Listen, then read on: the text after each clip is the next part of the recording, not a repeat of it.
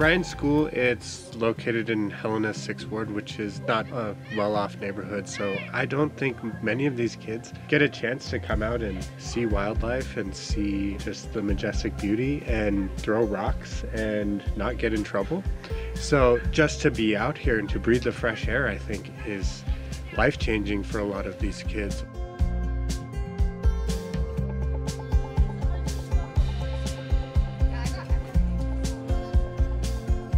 When you're just coming into Gardner, there's already so much wildlife. The excitement, just seeing, a deer. You have kids taking pictures of horses as you're driving by and things that a lot of us, have seen and take for granted, and they just get so excited. It makes you excited to be there with them. It's fun to watch their faces light up when we're first entering the park and seeing bison and seeing elk everywhere. It's really, really fun to watch. This is perfect habitat for moose. They get to see the world in a way they never have. A lot of them haven't left their neighborhood or been out in any kind of nature. They haven't got to explore and just be natural scientists, which they really get to do here. They get to see wildlife they've never seen, landscapes they've never seen, and they get a chance to just be free. Eating food, they're organizing themselves. Whoa, I can see them really close. Pretty sure, I'm just guessing. There's a lot of them. It ties the science curriculum into real life, and instead of staring into a science book, kids get to go out and experience the animals and watch them in their habitats and their ecosystems. I found bison.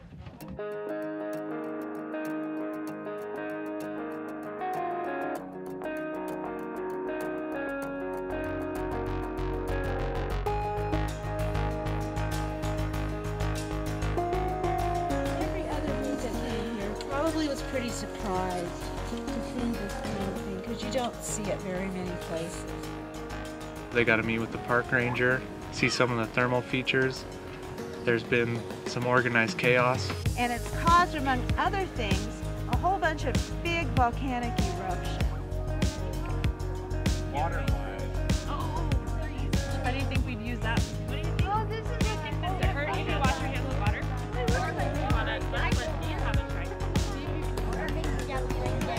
The one over there was a little hotter than the one right here. And sometimes an animal that is sick or injured won't be able to keep up with the herd anyway, and that's the one that the wolves are going to go for.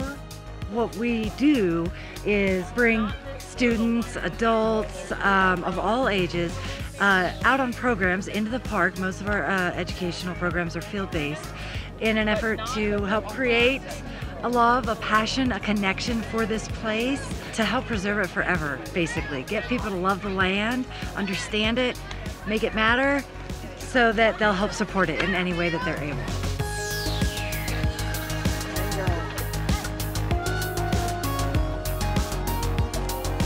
We're in the area of this blue path right here, the Junction Butte Path. If we look at those sides of the mountain, my approach to education with youth particularly is a very hands-on and interdisciplinary approach, really engaging, exploring, and leading to some kind of aha moment, if you may. So introducing them to a concept and giving them some tools to critically think about our resources, some of the natural cycles that occur here in Yellowstone, such as the water cycle or the predator-prey relationship. So when CJ yells out numbers, CJ, you're gonna hold your hand up real high like this.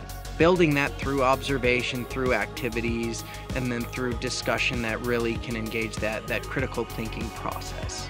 4, 5. What was her number? 5. Oh, we have a winner! The 2 goals are the 2 boulders. It's important. This willow has given its life so we can have this game, and that's so we can have fun with it. I like to teach values through the context of games. These are traditional Native games, and these are very old games that have just been passed on and passed on. And I think that when kids are having fun and playing together, it's a good time to teach valuable lessons like teamwork and cooperation, self-control through the context of play. And this is the best place to do something like that.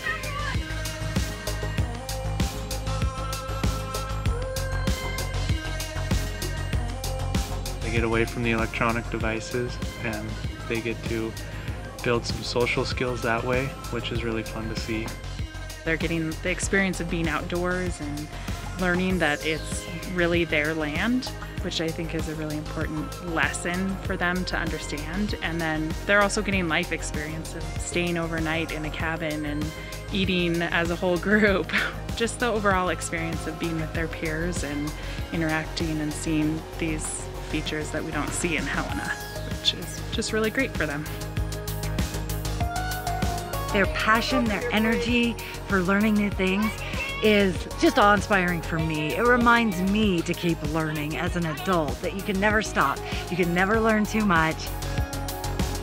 It brings to life the science curriculum, but it also gets them involved in our public lands and the beauty that we have here surrounding us, and they've never experienced that. It just makes it that much more special.